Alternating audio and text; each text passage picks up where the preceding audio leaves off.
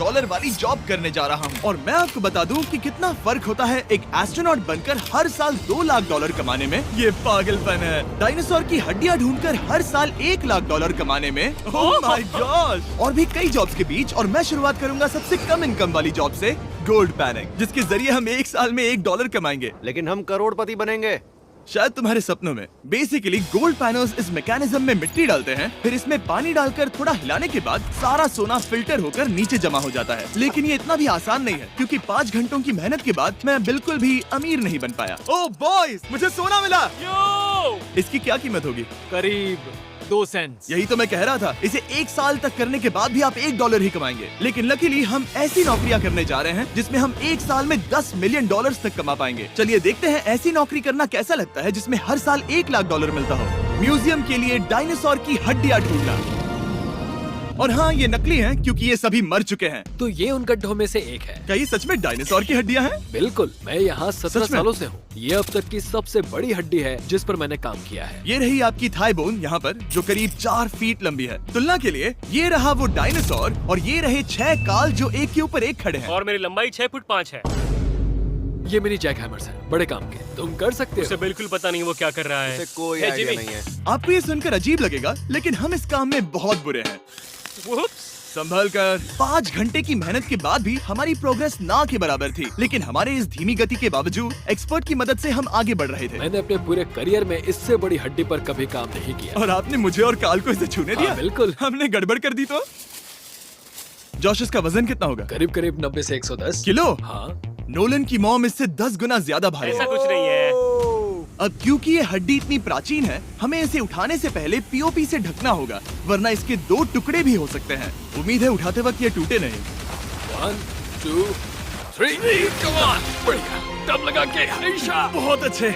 आज पहली बार इंसानों ने इस हड्डी को उठाया है, वो भी कुछ यूट्यूबर्स ने। यकीन नहीं होता। टेबल के ऊपर रखो। तैयार? 1 2 बहुत अच्छे। हाथ संभाल कर काल। और मानो या ना मानो, ये डायनासोर की हड्डी वाकई में एक म्यूजियम में रखी गई। लेकिन क्योंकि म्यूजियम्स बोरिंग होते हैं, आइए नासा में एस्ट्रोनॉट ट्रेनिंग की $2 लाख वाली नौकरी करते हैं। और मेरा पहला मिशन था उनके ऑफिशियल लूनर रोवर को चलाना सीखना। एक दिन ये रोवर चांद पर होगी, है ना? हाँ, हम चांद पर घूमने के लिए इसी का इस्तेमाल करेंगे। ये लोग मुझे ये चलाने क्यों दे रहे हैं? अभी हाँ। धकेलो। जिमी, हमें मारना मत। मुझे डर लग रहा है। आते रहो। ओह, ये तो कमाल अब का उसे घुमाओ। है। दाईं ओर? कहीं भी घुमाओ, मुझे फर्क नहीं पड़ता। ओह माय गॉड, यहाँ गाड़ियाँ हैं। क्या इस सड़क पर चला सकते हैं? यहाँ तो चला ही सकते हैं। ओह, बहुत मजा आ रहा है। तुम टेढ़ा क्यों चला रहे हो? मुझे नहीं पता इसे सीधा कैसे किया जाता है। हालांकि मैं इसे ऐसे चला रहा था जैसे मैंने पी रखी हो। मैं सबको नासा के लूनर ट्रेनिंग यार्ड तक पहुंचा पाया, जहां इसकी असली परीक्षा होगी। ओह, हम ऑफ रोड जा रहे हैं। ये रास्ता ऊबड़ खाबड़ है। तुम मुझे इसे ढलान के नीचे उतारने दे रहे हो? क्या इस मशीन के अंदर सीट बेल्ट है? यहाँ पर एक सीट बेल्ट है जिसका हम इस्तेमाल नहीं करते। इनके पास सीट बेल्ट है लेकिन ये लोग पहनते नहीं है। क्या अजीब है। वो ये ढलान तो बहुत ज्यादा है। क्या हम सच में नीचे जा रहे हैं? क्या अब मैं सीट बेल्ट पहन सकता हूँ? Oh my God! हम टेढ़े होकर ढलान उतर रहे हैं। नहीं नहीं नहीं नहीं नहीं जिमी। हाथ उठाओ ताकि उन्हें पता चले कि मैं चला रहा हूँ। वाह, ठीक है। इन्होंने तो सच में। मैं उठकर पीछे चला नहीं जाता नहीं हूँ। नहीं, बैठ जा। नहीं, ऐसे चलाना ठीक रहेगा? मुझे पकड़ो कार्ल, पकड़ो मुझे। लेनिन, तुम चांद पर सर्वाइव नहीं कर पाओगे। हाँ, शायद मैं कर पाऊंगा। और उसके बाद नासा ने मुझे अपनी विशाल स्पेस फैसिलिटी दिखाई। यकीन नहीं होता, ये पृथ्वी का दूसरा सबसे बड़ा पूल है। ऐसा लग रहा था मानो वो हम पर फ्लेक्स कर रहे हो, खासकर जब उन्होंने अपना स्पेस सूट दिखाया। स्पेस सूट को पहनने के बाद ही तुम एक एस्ट्रोनॉट बन जाते हो। लेकिन इसमें भी एक दिक्कत थी। स्पेस वॉक करने के लिए क्या आपको डायपर पहनना पड़ता है? तुम इस सूट में 12 घंटे तक रहते हो। वाओ, इसे पकड़ो। तो ये सचमुच एक एडल्ट डायपर है। तू जरा संभल कर। हाँ। ये स्पेस आर्टिफैक्ट है। ये कई बार मिशंस में इस्तेमाल हुआ है। यानी असली एस्ट्रोनॉट्स ने इसे पहना है। हाँ। और उन्होंने इसमें सुसु भी किया था। क्या आपने इसमें सुसु किया है? मैंने नहीं, इसमें नहीं। ठीक है।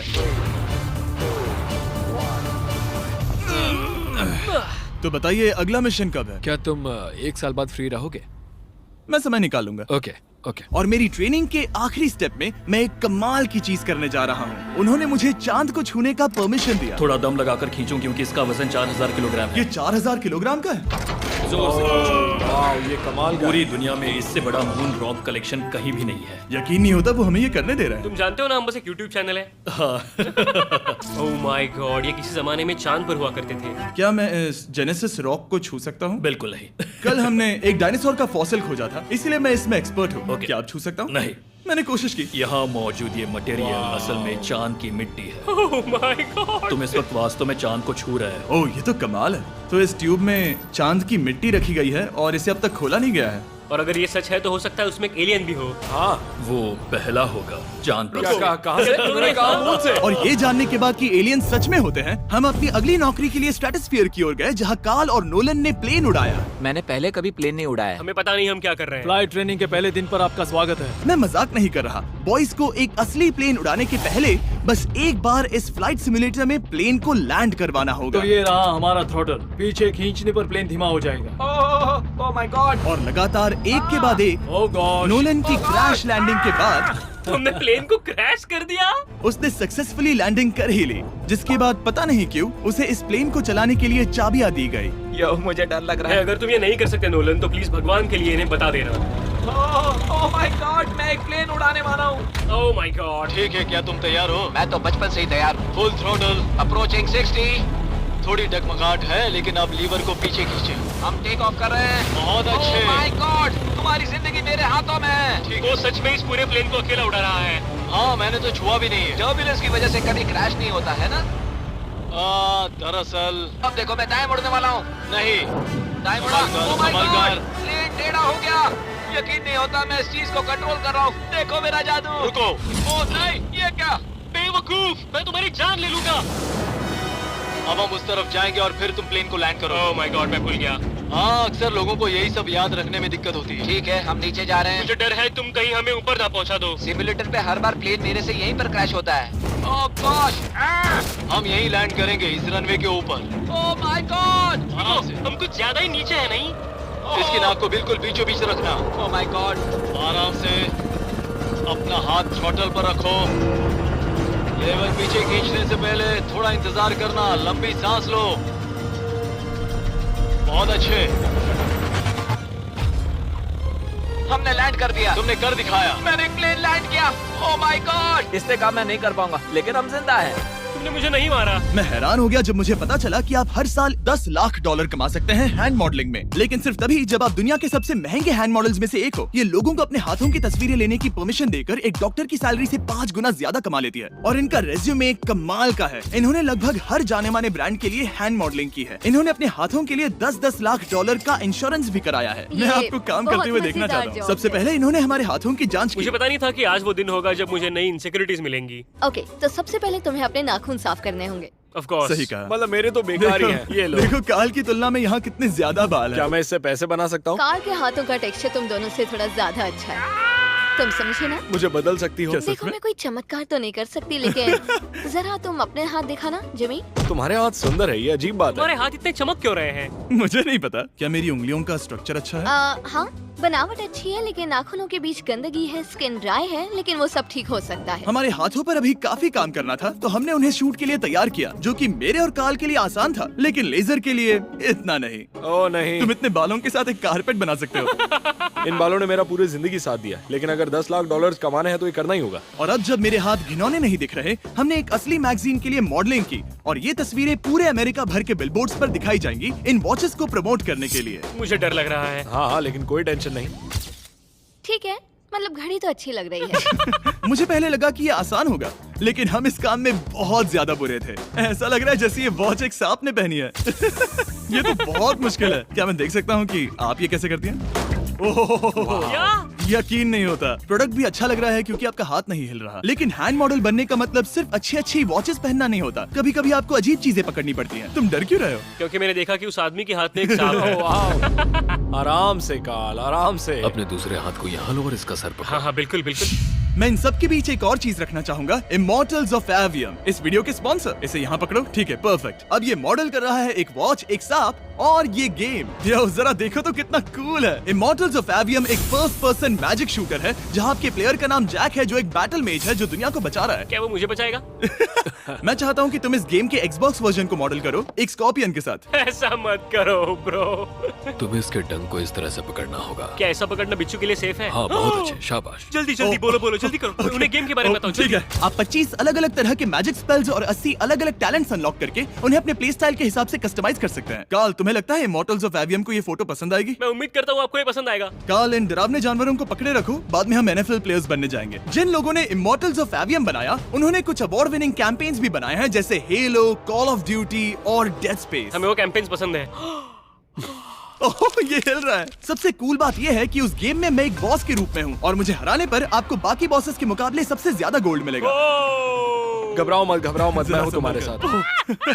इमॉर्टल्स ऑफ एवियम का फ्री ट्रायल Xbox और PS5 दोनों पर अवेलेबल है और Steam पर उसका फ्री डेमो भी मिलेगा। फोटो ले लो जल्दी जल्दी। वो मेरे हाथ के नीचे है। हम इस काम में इतने बुरे थे कि हमने इसे प्रोफेशनल हैंड मॉडल को सौंपा ताकि हमारे स्पॉन्सर्स गुस्सा ना हो। इमॉर्टल्स ऑफ एवियम खेलने के लिए डिस्क्रिप्शन में दिए हुए लिंक पर क्लिक करें। मैं इस काम से रिटायर हो रहा हूँ और हालांकि हमारे फोटोज अच्छे नहीं थे, उन्हें देश भर के बिलबोर्ड्स पर दिखाया गया और अब वक्त आ गया है वो काम करने का जिसे करके हम एक साल में $1 करोड़ कमा सकते हैं। सही समझे, मैं NFL की एक प्रोफेशनल टीम ज्वाइन करने वाला हूँ। ये सच में मेरा एक सपना था। और अगर आपको ये फेक लग रहा है तो ये मैं हूँ जो $10 मिलियन के लिए बकेनियर्स के साथ एक असली कॉन्ट्रैक्ट साइन कर रहा हूँ। इसमें लिखा है कि हम शायद पैसे नहीं देंगे, लेकिन कम से कम अमाउंट तो सही है। नहीं, बस अमाउंट पर फोकस करो। अब ये ऑफिशियल है। कांग्रेचुलेशन। तो अगले 48 घंटों के लिए मैं एक ऑफिशियल प्लेयर हाँ, हूँ। तुम एक ऑफिशियल प्लेयर हो। वादा करता हूँ आप निराश नहीं होंगे। मैं वादा करता हूँ आप निराश होंगे।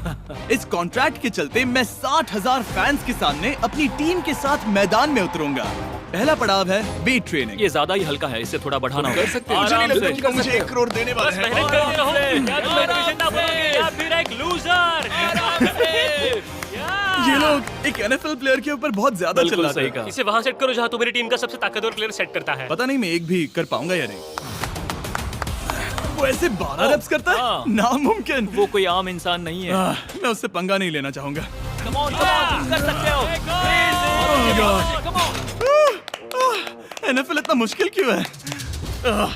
ये वर्कआउट बाकी प्लेयर्स की तुलना में कैसा था? बहुत बुरा। उम्मीद है चक्कर आना बंद हो जाए। घबराओ, आदत पड़ जाएगी। ओके।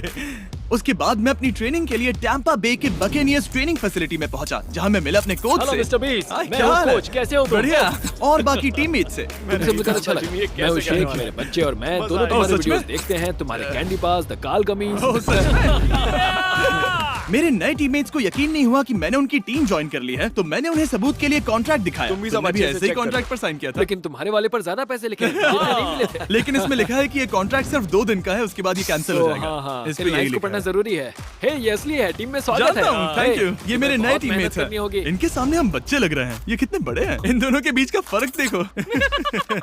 सच कहूँ तो मैंने पहले कभी फुटबॉल नहीं खेला, तो उन्होंने मुझे अपना किकर बनाया, जिसमें ओह, मैं बहुत बुरा था। मिस्टर बीस, हमें तुम्हारी जरूरत है। तुम्हें कल के लिए तैयार होना होगा। हाँ, तुमने सही कहा। मैं क्वार्टरबैक बनता हूँ और क्योंकि मैं पहले कभी क्वार्टरबैक भी नहीं बना था और हाइक, मैंने अपनी पूरी ताकत लगाकर बॉल को फेंका।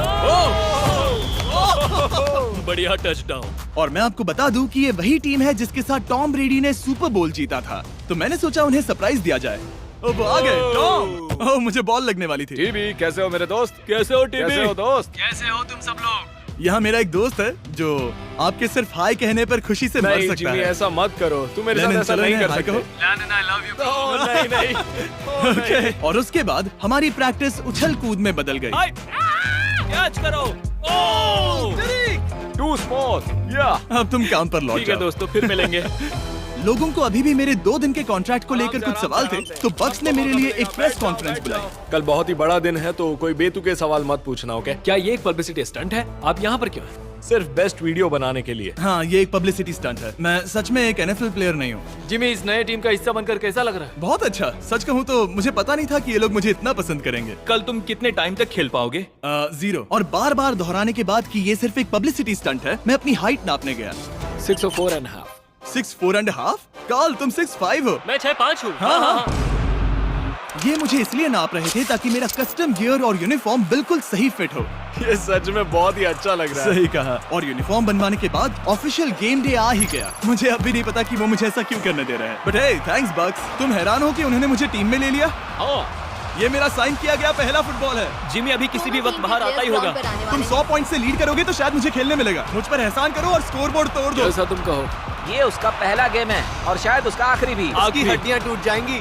ये सब कैसे हो गया? ये तो सपने जैसा है। ये कितना कमाल है। ओह! और क्योंकि ये मेरी जिंदगी का सबसे पहला और आखिरी NFL गेम है, टीम ने मुझे एंट्री पर सबसे आगे रहने दिया। लेट्स गो बॉयज, चलो लेट्स गो। जिमी, ये हमारा दोस्त है। उम्मीद करता हूँ कोई मुझे कुचल ना दे। ये तुम्हारी जिंदगी का सबसे बेस्ट दिन है। मेरी जिंदगी का सबसे अच्छा दिन है ये जिमी, आई लव यू। ये हमसे आगे निकल रहे हैं। जिमी एक NFL प्लेयर है। क्या हाल है? मैं तुम्हें निराश नहीं करूंगा। हो सकता है मुझे खेलने का मौका ना मिले। I love America. बड़ा प्लेन है। अमेरिका। चलो फुटबॉल खेलते हैं। मुझे एक ऑफिशियल NFL प्लेयर बनाने के लिए मैं बकेनियर्स का शुक्रगुजार हूँ। और अच्छा हुआ कि उन्होंने मुझे खेलने नहीं दिया, क्योंकि अगर वो मुझे टैकल करते तो मेरा मरना तो तय था। मुझे लगा सब खत्म हो गया है, लेकिन फिर फैल्कन्स ने ये ट्वीट किया, मिस्टर बीस्ट के नेक्स्ट चैलेंज के लिए गोल मारो और गेम जीतो। तो बदला लेने के लिए मैंने उनका स्टेडियम उड़ा दिया।